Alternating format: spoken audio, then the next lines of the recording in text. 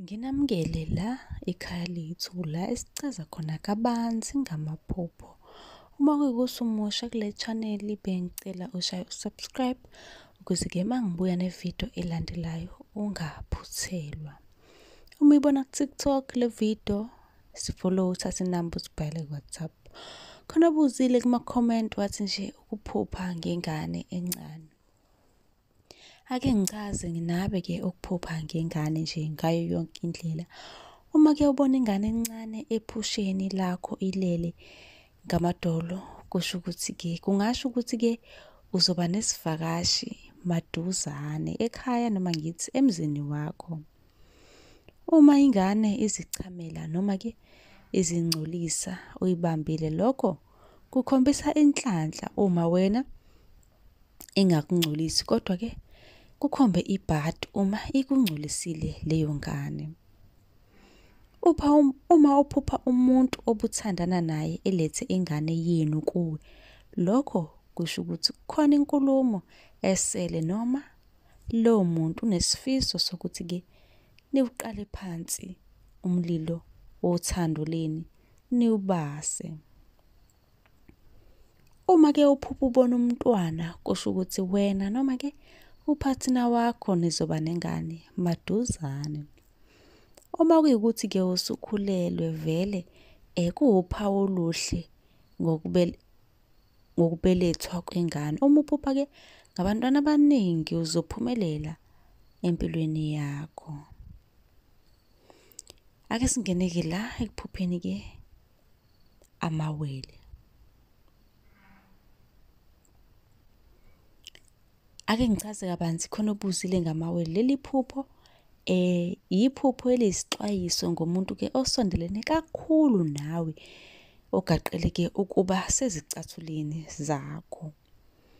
Lokho-ke okungaba ngokwesikhundla, indima oyidlalayo emndenini noma-ke izinga okulona empilweni yakho. Kafushane nje singasho ukuthi yiphupho elimayelana nembangi yakho eyimfihlo efuna-ke ukufana nawe uqobo. Okubalulekile-ke ngalelo phupho ukuthi-ke kumele uqaphele ubulili balowo osuke eyiwele kulelo phupho.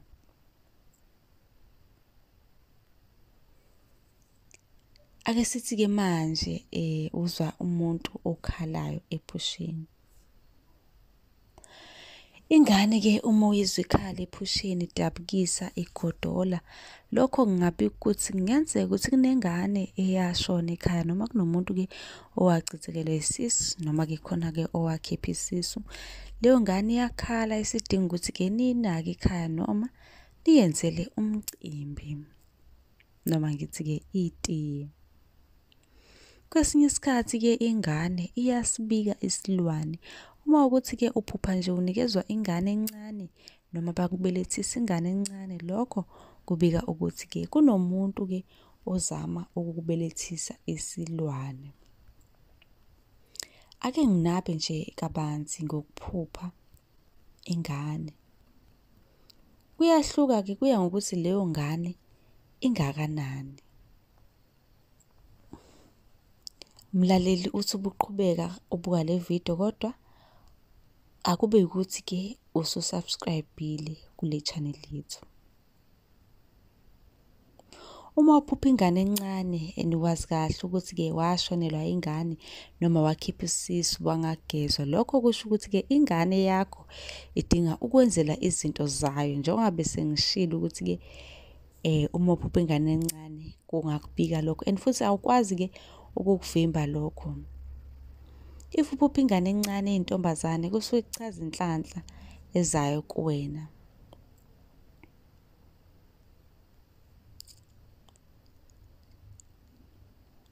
Uma ukuthi umusha kule channel ungakhohlwa-ke ukushaya usubscribe.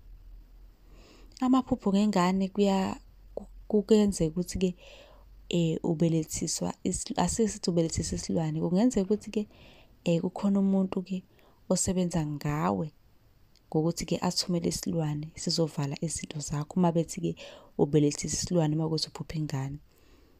Kungenzeka futhi ukuthi wachithekelwa isisu noma wakhipha isisu Nalokho futhi ungayiphupha ingane, uthole ukuthi ingane iyadabukisa ephusheni, idinga nje usizo. Mlaleli, uma ukuthi umusha kule channel, ngicela-ke ungakhohlwa ukushaya u-subscribe. Ake ngivale la, ngiqhubeke namanye amaphupho.